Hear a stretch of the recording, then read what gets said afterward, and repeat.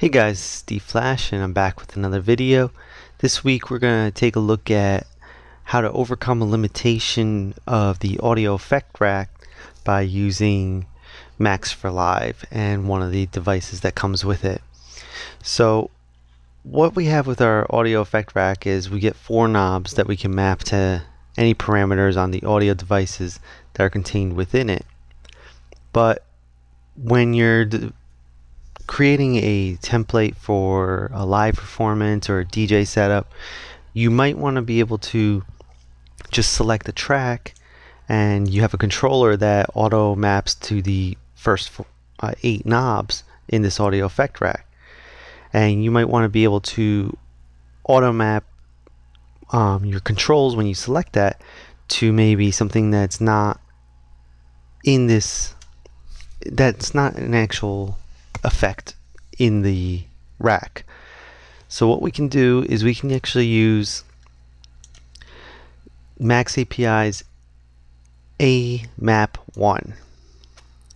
So what we do is we drag that in, and what this does is it takes this one control here and you can map it to anything that's controllable by the Max API, the Max for Live API. So if we click map, we can then map that to maybe one of our sends. So now this controls send A in this one track. Then what we can do is we can turn on map mode for the audio effect rack, select the control, and click map again. And then we'll just rename it.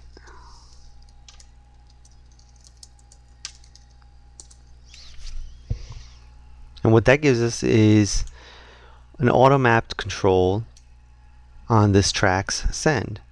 So now if we have a controller that's mapped, that auto-maps to the first 8 parameters, every time we select this track, it gets mapped to this send. So then we can actually duplicate this and click map again and map that to send B, which is a reverb.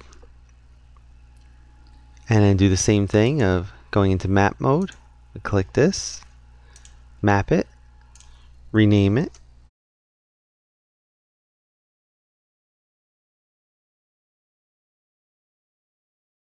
And now we've got 2 knobs that get auto mapped to our sends. Now we can also copy this and put it on another track.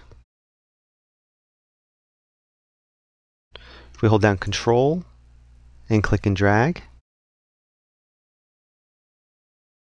and it's there.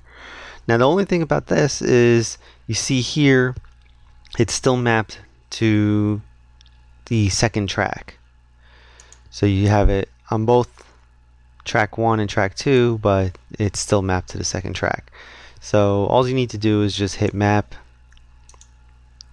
and click on the device that you want it to control.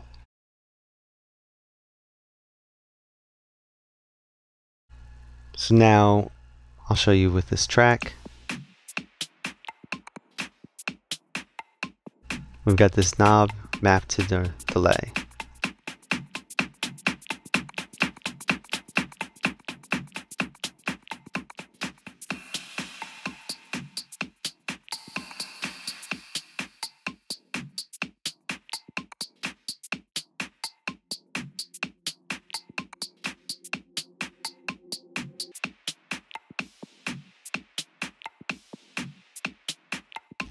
Okay, so we've got this track going. We'll bring this one in.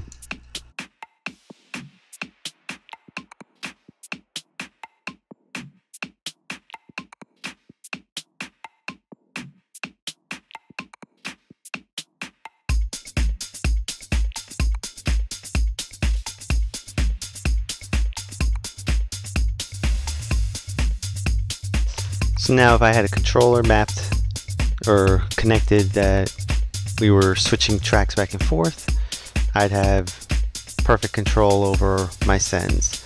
The only thing that also happens is then you have them disabled up here because they're controlled by another device. But if you're like I said, if you're designing a template for DJ setup or live PA, this can come in handy so that you always have your controls mapped to the send that to the track that you're working on. Well, if you have any questions, leave them in the comments, and if you have any ideas of how this could be used, I'd be interested in hearing that, so definitely leave those in the comments. And make sure you subscribe so that you catch the next videos, and thanks for checking this one out. See you next time.